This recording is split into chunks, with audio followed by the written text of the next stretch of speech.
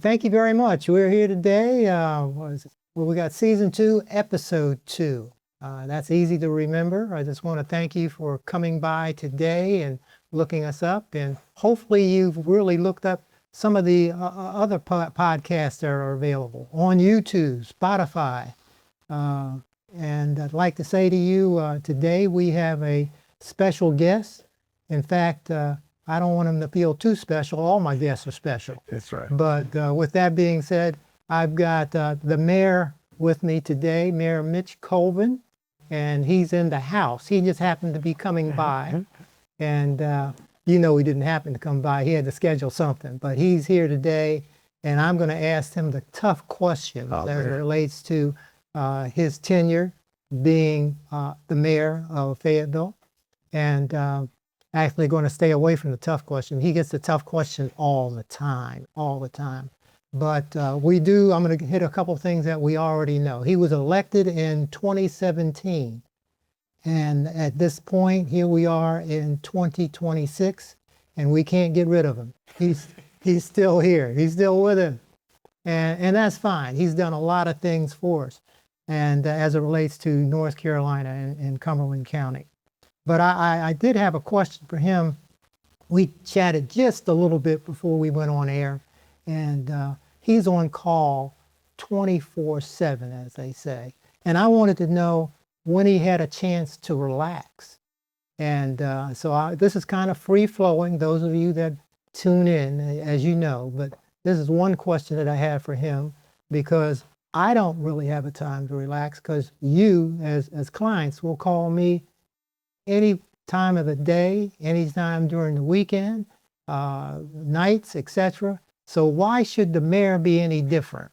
So, Mayor, again, thank you for coming. I really appreciate it. I feel honored that you actually, all I did was call once, and you said yes. Hey man, when the insurance guy calls, you got to call. I love that. I love that. So, when do you really get a chance to relax and take it? Yeah, well, I appreciate the opportunity, and always good to see you. Known you a long time, even well before I got into politics. But I grew up in a home of funeral directors, so we understood that we had a funeral home line at the house, and so even as kids growing up, Sundays, after hours, late hours, you understood that work kind of was a continuous thing in this world. So. Been into that since I was 20, 21. And so you have to, over the years, you learn to set aside some time for yourself. Yeah. Politics has certainly added to the time schedule, but I'm real big about managing my time and to make sure that I use it wisely, because you can't get it back. I don't care how much you have or how much money you have or whatever it is, you can't buy time back. So I schedule time that's for me, for my family, for my wife, for my kids are grown now, so they don't require as much, but it's important to prioritize. And so I try to do that. All right. That's super. Well, you mentioned being in the funeral business. You're still in it. Are there any people out there you want to bury? No, I'm just kidding. I'm just kidding. But the thoughts, I said work with me. That's all I need you to do is work with me. But what do you want the future to say about you, Mitch Colvin? That's a tough question.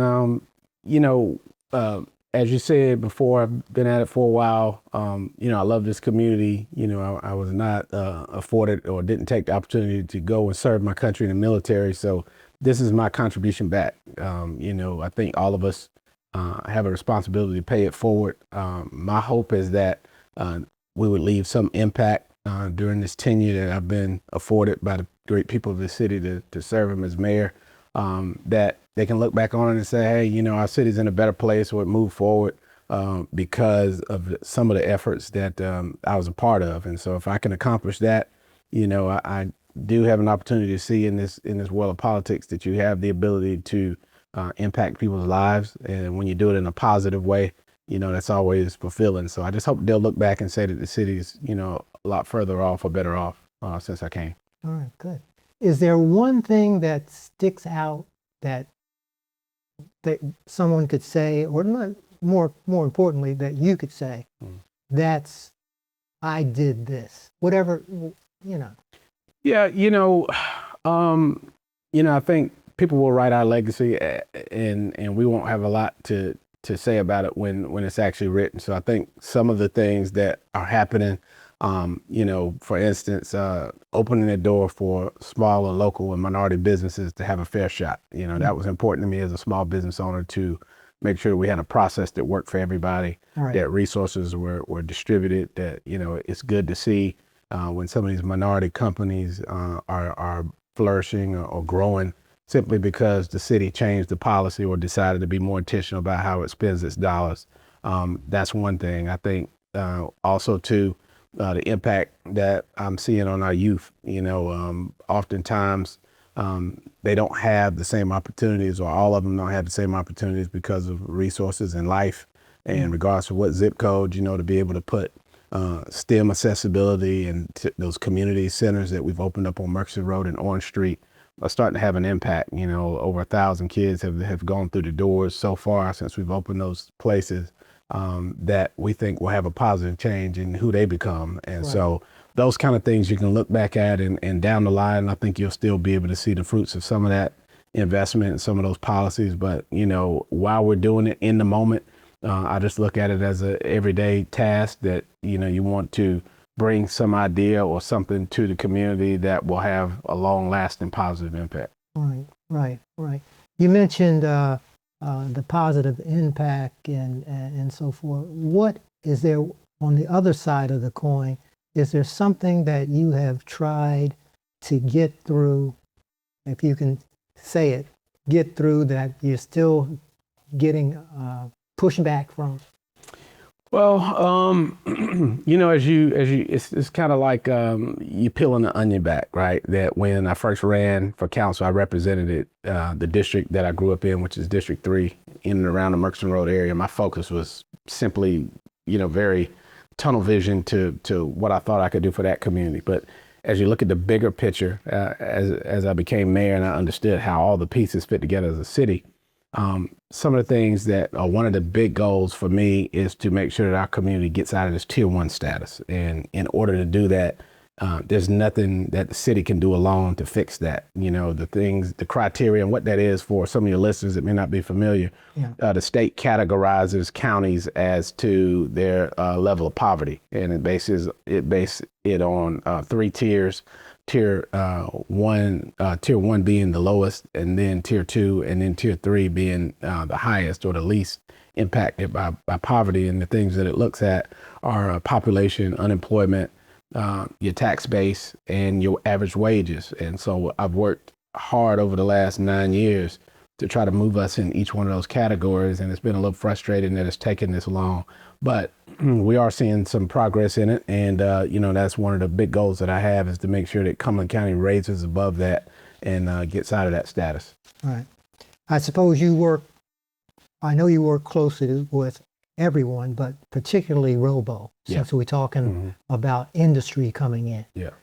Is there anything that you can say about that without divulging any big? Robo's done a great job. It's a city and county collaboration where economic development, in addition to the private sector, we fund it, and our goal is to bring industry and bring jobs into our community. And you have to fix those things that will help him do that better. You have to have a more well-trained, well-educated workforce. And so I've been zeroing in on that, particularly with a next generation workforce effort.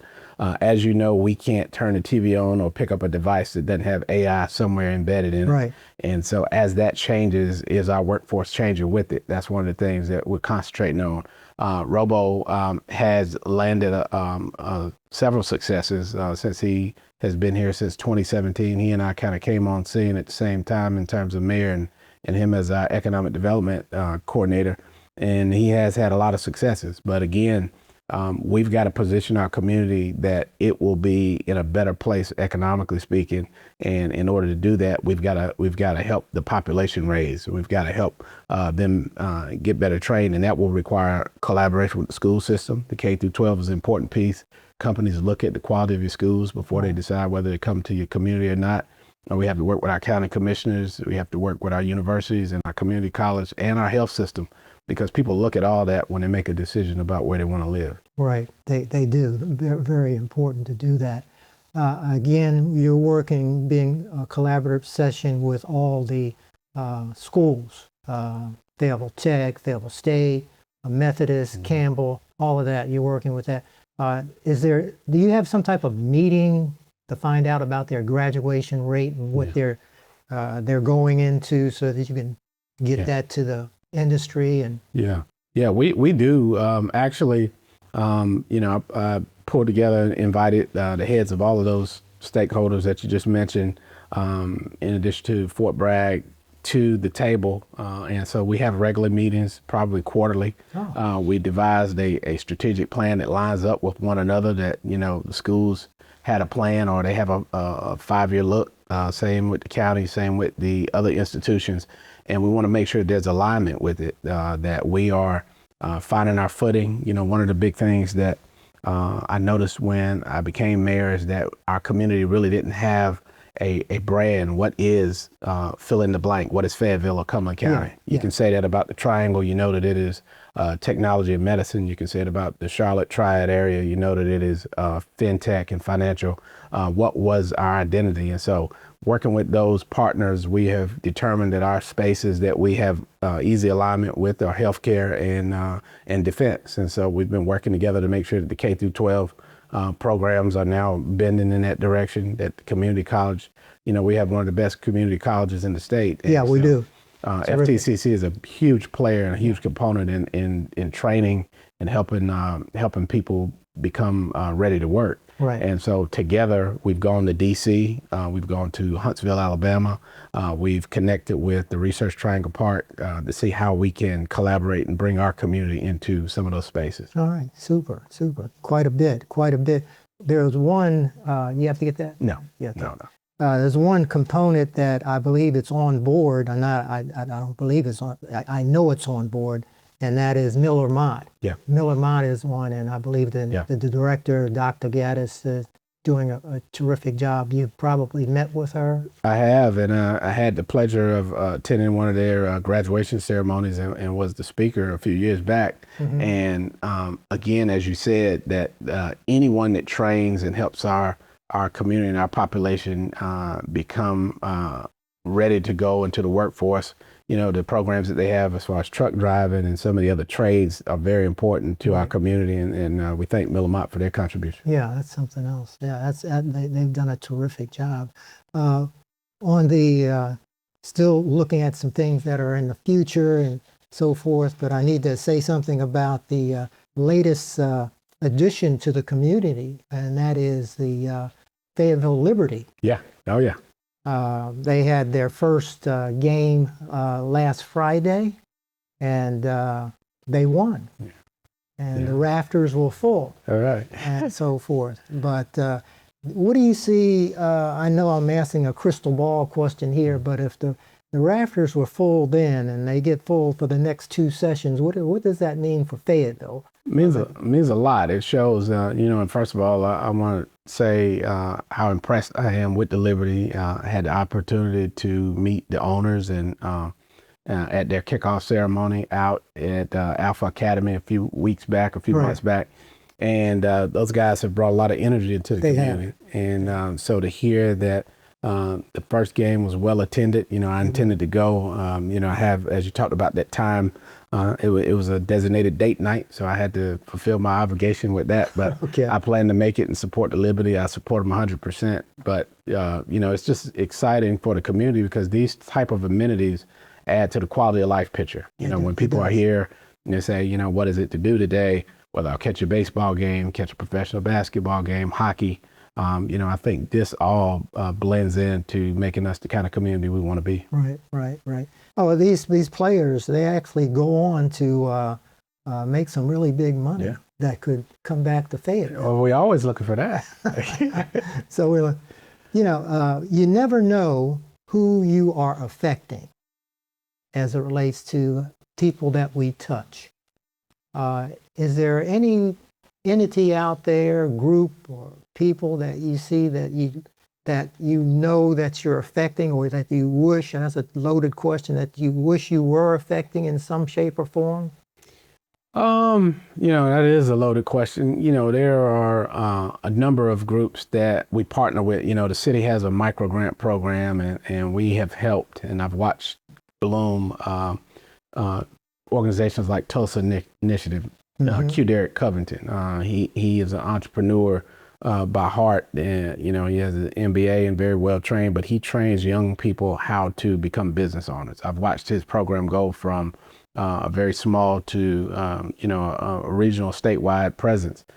Same thing with Georgiana Pinckney and her greater her program. Right. It has really met a need for a population of kids. Once they're suspended, they're out of school, and oftentimes suspension leads to incarceration and some other things. And so watching Ms. Pinckney's program grow and flourish has been a blessing. It is in the Orange Street School that we restored, that she shares space there with another great program ran by Grant Bennett, the 2-6 Project.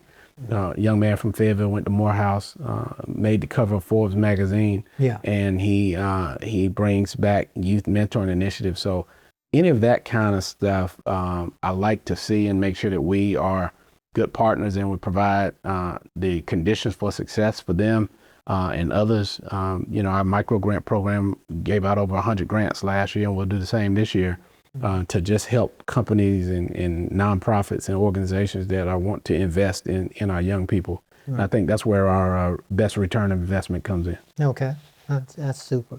I want to go back to the businesses that have come into Cumberland County, and we're probably very close to the top of the list of having businesses that come to Cumberland County, minority businesses, and they're here, and most of them tend to stay. Yeah.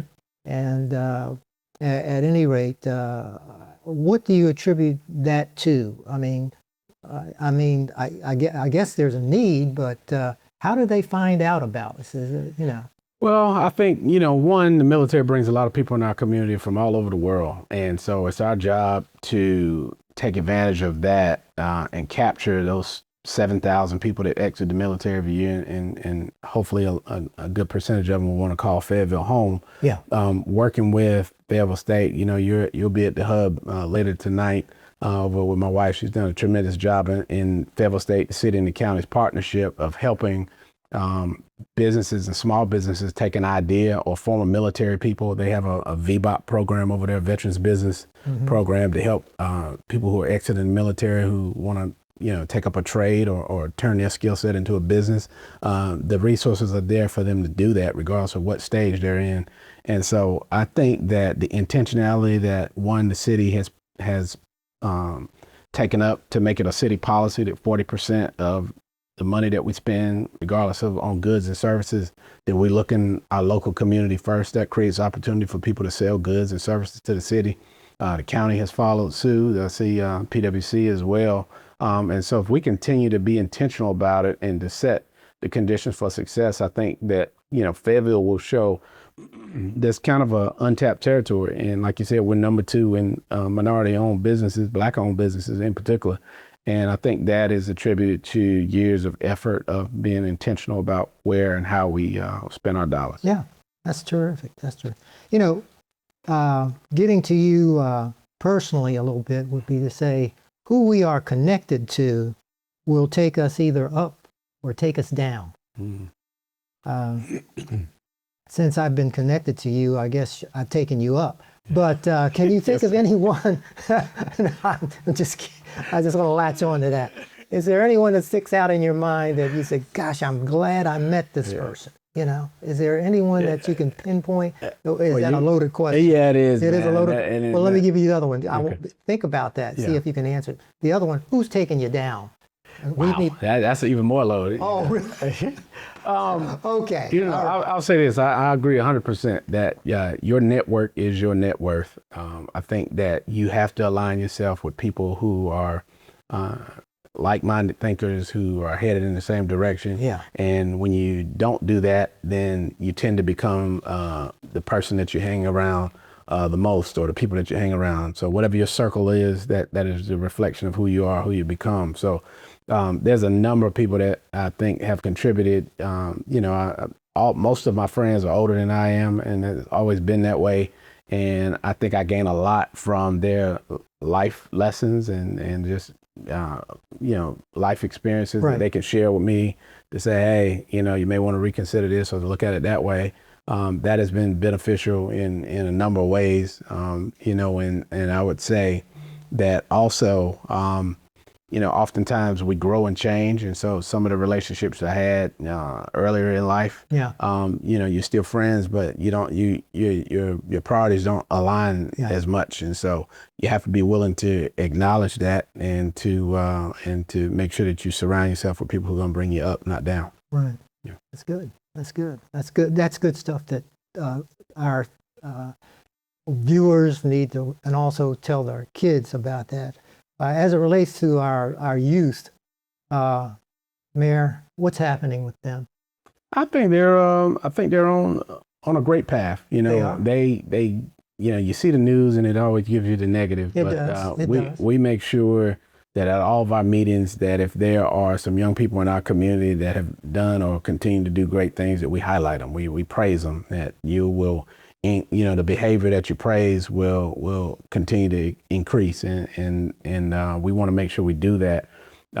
We have some phenomenal young people in this community that we have an opportunity to highlight. But again, you do have those pitfalls out there that exist with all of us who are coming up.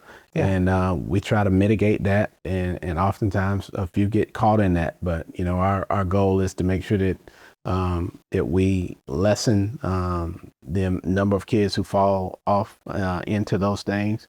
And oftentimes that goes with having a stable home environment. And so, some of our after school, we started a Department of Office of Community Safety, and one of the pillars, it has two pillars focused on youth. One is youth gun violence, and the other is youth mentoring. And so we fund that probably a little over $4 million a year. Right. And we have programs like after hours basketball, to keep kids out of the street. It's not just basketball, but we partner with local churches who have a venue for computers. They have after school programs that the kids come in and they're able to do it. Those community centers I told you about, Way Too Real with Dr. Hare on Murchison Road. He has a mental health background, and so when he touches those kids, he's able to give them some useful nuggets for life, and getting them through the door to learn how to produce music. Of course, that's some of their interests, and he has a full music studio in both of these community centers that have been very popular. We work with Dr. House, who has a technology program. We got it in 71st and Douglasburg, to where he teaches coding and computer skills to kids, so that when they get out of high school, they'll have a skill set that they can turn into to a career. Right. Right. Well, that's great. That's great. So we do have some contacts out there that people can come back and actually say what they've done, and everything's possible. Yeah. Anything's possible. That's right. As relates to this. That's pretty good. Tell me something, or tell the viewers out there. Oftentimes it's said habits become your character. I said that. Okay, that's a wise man. Okay. I've been called a lot, but that's good. With that being said, why don't you give us a couple keys to your character? Yeah. Cause, that's good. Anyone knows me on a personal level knows I'm a creature of habit. I repeat the same process. Oftentimes I do like variety, but pretty much I follow the same course from day to day. Yeah. Consistency drives. Yeah. Success. Yes, sir. So that's it. And so one of the habits is, first thing in the morning is my meditation and me time, which will include, going to the gym to make sure you take care of the physical part, but also spending time spiritually to pray and to kind of get your thoughts together. And I usually try not to book meetings first thing in the morning. I set aside time up until the first couple of hours of the day that is my time to get prepared, so that when my meetings start or when the scheduling gets going, that you're at your best. And so I learned that from reading during that time about Jeff Bezos, Amazon. He does the same thing. He sets aside his time. He doesn't take his phone, and his first hour or two is for Jeff to get his thoughts together. And then he sets his most important meetings up first thing when he goes out and when his work day starts, so that you're your freshest and not at the end of the day. So I'm big on that, and I think I stick to that pretty much in terms of managing my time. Right. You know, I'm real intentional about that, and I would say that has become a habit. Okay. All right. Well, consistency, that's important. A typical work day, if you would, be for most people, and I don't fit this, but I know you don't either, but Right. 9 to 5,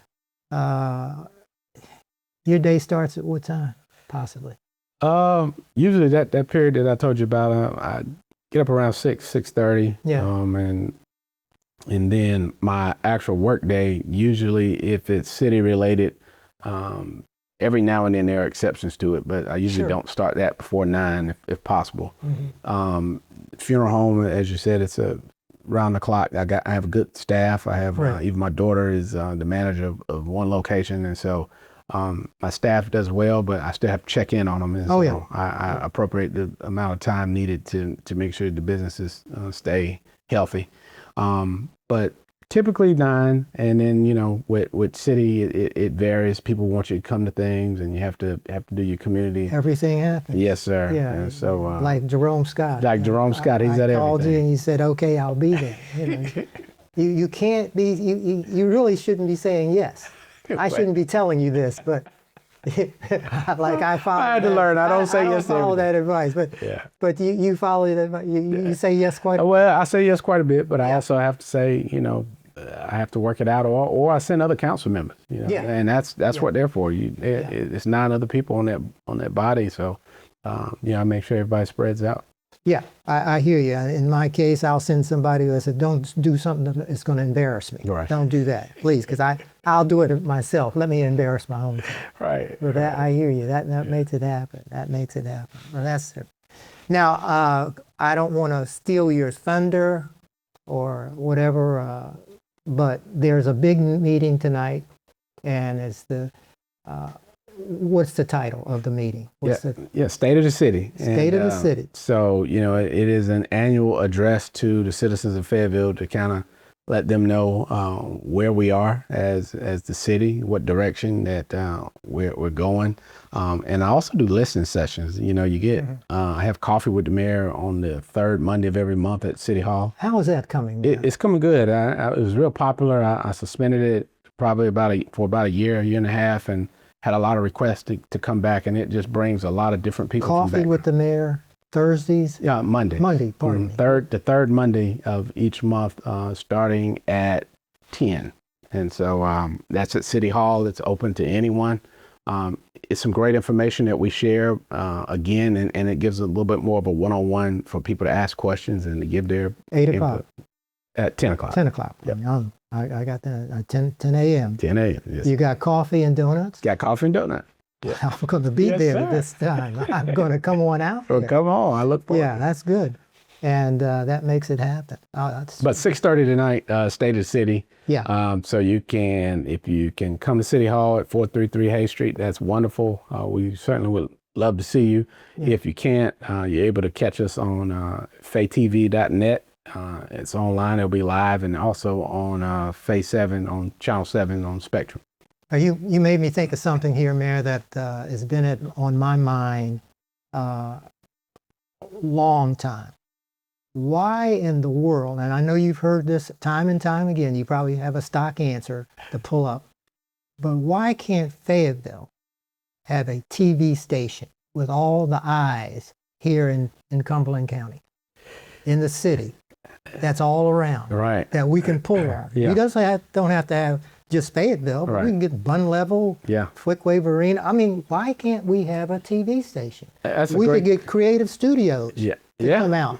I and mean, do this I think at this stage with alternative media, right, that the broadcast media, from what I understood, because, you know, these decisions were made long before I got there, but for whatever reason, we did not make the play for that, and we allowed Raleigh, was a wide market, and we allowed Wilmington from the south, which is also a wide market that covers the southeastern part of our region, to get their foothold in it. And so now getting ABC, who's based out of the Triangle, getting a NBC, to get a CBS, they get the benefit of our viewers without having to be here. Right. And, and so oftentimes we only get those stories that are negative, that lead the story, and some of the positives are left out.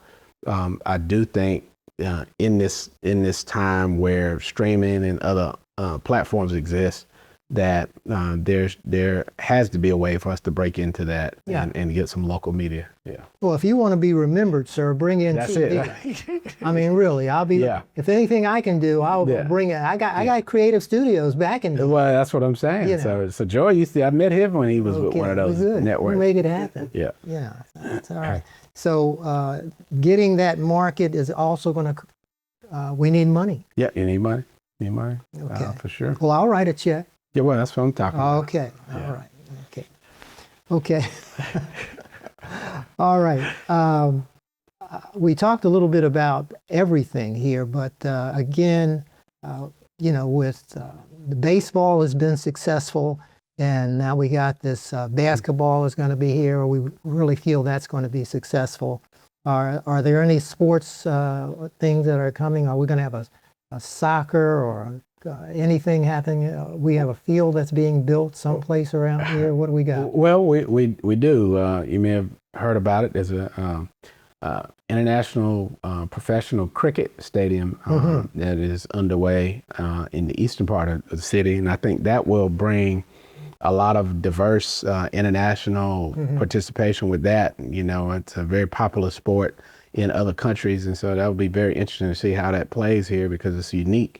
I know that the county is working to convert or transform the area where the Liberty play and where the professional hockey team is into kind of its sports district, so to speak. Yeah. And so it'll be interesting to see how they bring that about. Again, the city has the baseball. We have a new team here, Diamond Baseball Holdings, who were owner, not a team. We still have the Woodpeckers.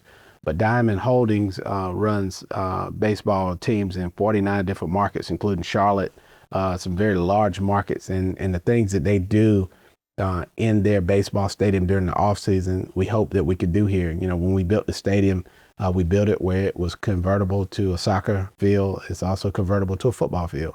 But the Astros were basically here for baseball purposes. And so Diamond Holdings now owns this minor league portion, and I'm hoping that they will do some of those creative sports like they do in these other markets. Talking to Mayor Lyles in Charlotte, she told me that soccer is more popular than the Panthers game sometimes in terms of attendance. And so soccer is a huge driver, and I would love to see some type of professional, semi-pro soccer presence. Okay. Well, that would be great. I've got a grandson that's being sought after by coaches. Oh, really? Yeah. He's pretty good. Yeah. He's pretty good. But anyway, one statement here I want to kind of get out. I'm trying to get as much out for you on a personal level so people can get a feel for you. I don't know if I've done it or not. Oh, yeah. I've done it? Yeah. Okay, I feel good. Good interview. Okay, you like that. Okay, you've been through enough of them, though, haven't you? My fair share, for sure. Yeah, and what I like about this, of course, with you, nothing's been prepared, and you are just bam, bam, bam. You're something else. Oh, well, man. You're good. You're good. Your gift will make room for you. That's the statement. Yes, sir. Your gift will make room for you. What do you think your gift is? Another loaded question. Another loaded question, but good question. I'm good for being loaded. Yeah, I see. Well, I think naturally, I kind of see myself as a builder of things, right? That I come from a construction background with my dad who built physical things. I look at it as,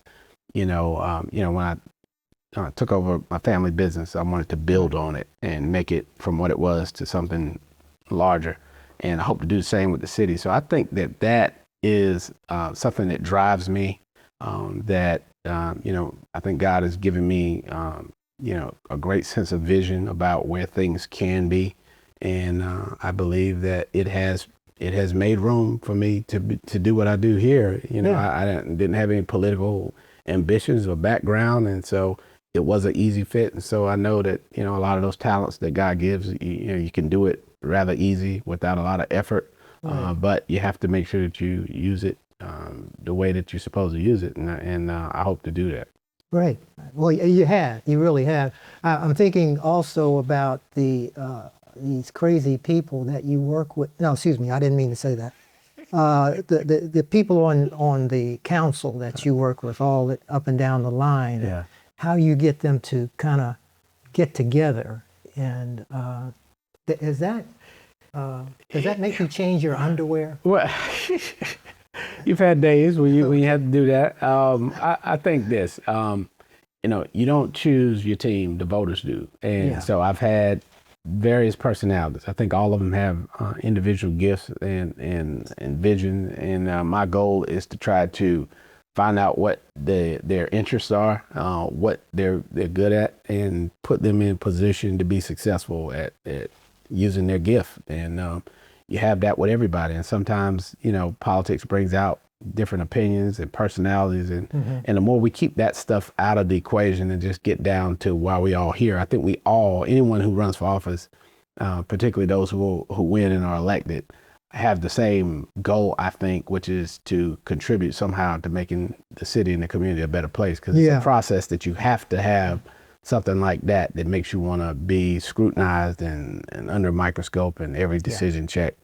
And so, you know, I think we've got a great council this time, a lot of life experience on here, people from different backgrounds, and I think that will strengthen us in the decisions we make and the direction we go. Yeah. Well, it's interesting you should say that, since that we have a great council this time. That means last time you did. No, see how they twist your water? That's how they do it. That's how they do it.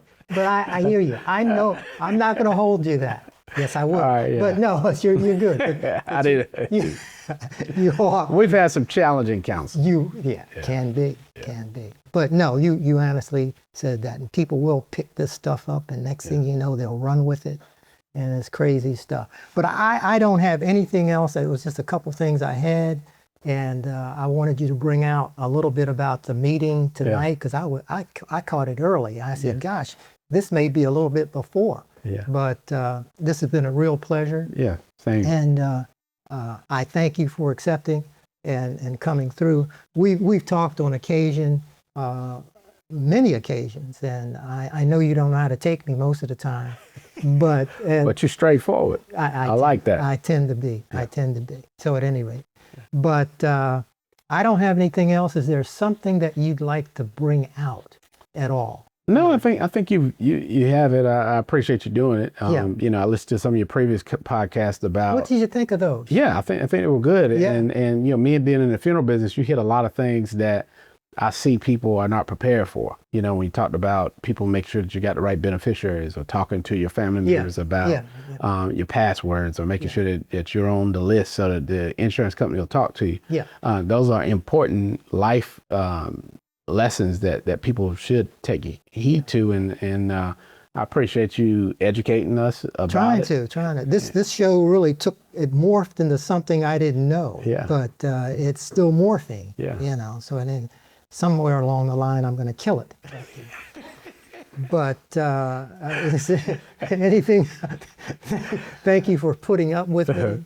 I appreciate the opportunity. Yeah, and would you come back? I was going to say, I hope you invite me back. Yeah, I don't know about that. But anyway, we'll try. We'll see what happens if we have enough news to do that. But I want to check with my producers and see, are we good? They give me the thumbs up. Was I decent today? You're good. I was good. They were good. Okay. Runtime is at 40 minutes right now. We are? Wow. Okay, that's a long time. But was the mayor fine? Mayor was good. Okay.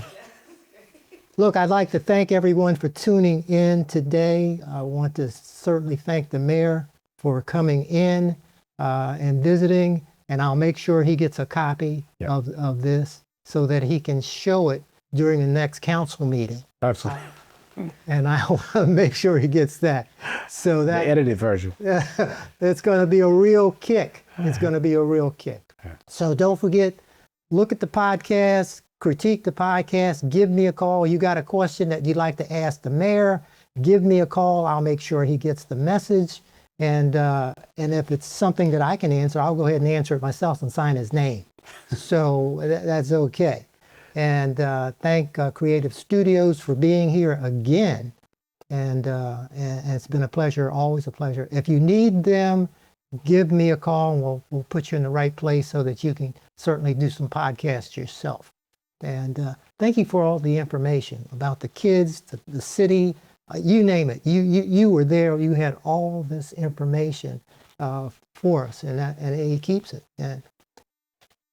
And we're over and out. Thank you very much. Take care today.